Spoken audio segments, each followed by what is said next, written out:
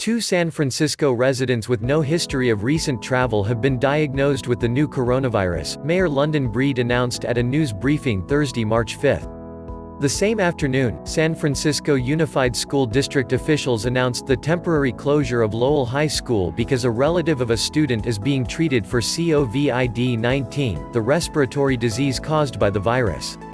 With the virus now spreading within communities, Governor Gavin Newsom on March 4 declared a state of emergency. This adds to the local state of emergency Breed announced February 25. "We want everyone to remain calm and continue taking precautions to keep themselves and their families healthy," Breed said. "We have been increasing resources and staffing to prepare for the community spread of this virus, and we will do everything we can to protect public health. The city is in regular contact with all hospitals and health facilities in San Francisco, and our health system is prepared to deliver care to everyone in need and provide a coordinated response as additional cases of the novel coronavirus are confirmed." Two unrelated patients tested by the San Francisco Department of Public Health Laboratory were found to be positive this week. They do not have a history of travel to locations with confirmed cases of COVID-19, the respiratory disease caused by the virus, and they have had no known contact with people with confirmed cases. The patients are in isolation and receiving care at separate hospitals. One, a man in his 90s with underlying health conditions, is in serious condition. The other, a woman in her 40s, is in fair condition. To protect patient privacy, Breed said the city would not be releasing further patient information or identifying the hospitals. Confirming cases of COVID-19 in San Francisco residents, unfortunately, does not come as a surprise. Given the patterns of the virus in the Bay Area, California, and the country, San Francisco has been preparing for the appearance of COVID-19 in the community for many weeks, said San Francisco Director of Health Dr. Grant Colfax, a gay man Breed named to the post a year ago. "The people who are sick are getting care by health care professionals. We do not know at this point how they were exposed to the virus, which suggests it is spreading in the community. We expected that to happen and are further investigating the circumstances of these patients' exposure." California emergency Newsom's announcement came after the first coronavirus death in California, a 71-year-old man in Placer County.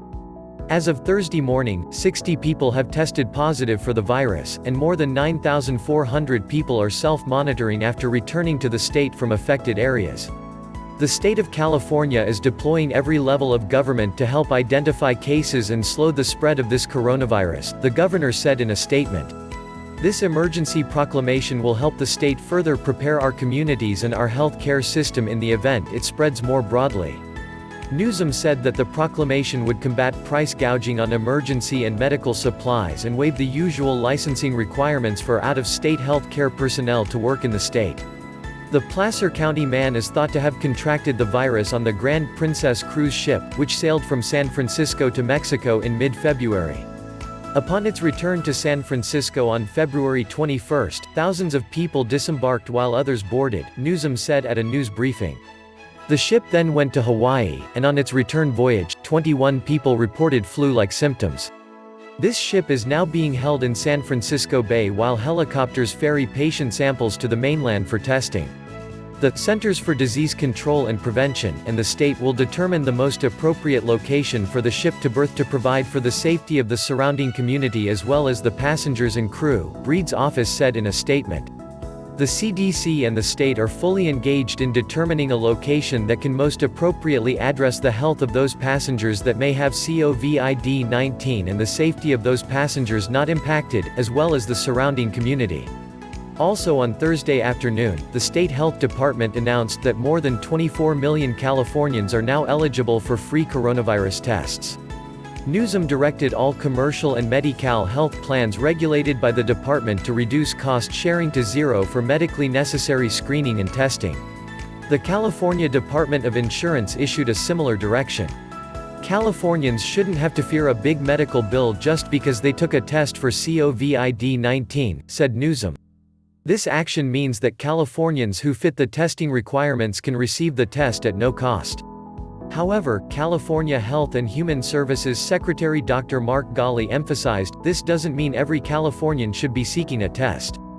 If you are experiencing symptoms of COVID-19 and may have had contact with a person with COVID-19 or recently traveled to countries with apparent community spread, call your health care provider or local public health department first before seeking medical care. Also, the California Employment Development Department announced support for people affected by COVID-19. Individuals who are unable to work because they have contracted or been exposed to the coronavirus can file a disability insurance claim, while those caring for an ill or quarantined family member with COVID-19 can file a paid family leave claim. Employers experiencing a business slowdown can apply for the UI Work Sharing Program, which helps them avoid layoffs by providing partial unemployment benefits to compensate for cuts in hours and wages.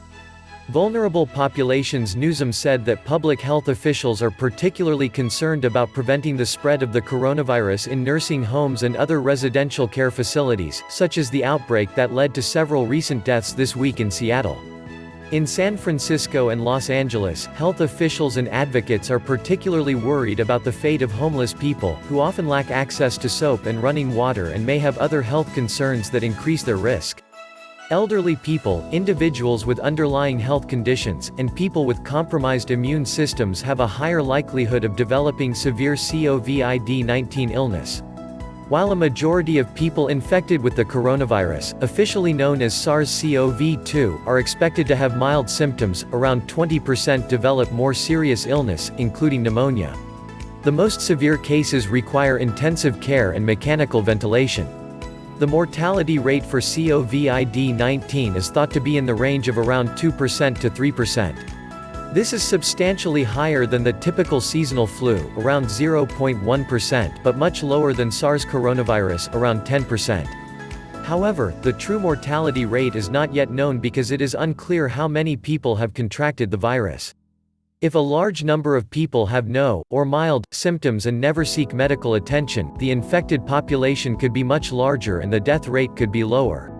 According to a recent study of more than 45,000 confirmed cases by the Chinese Center for Disease Control and Prevention, people with coexisting conditions had higher death rates, including 6% for those with cancer, high blood pressure, or chronic respiratory disease, 7% for those with diabetes, and nearly 11% for those with cardiovascular disease.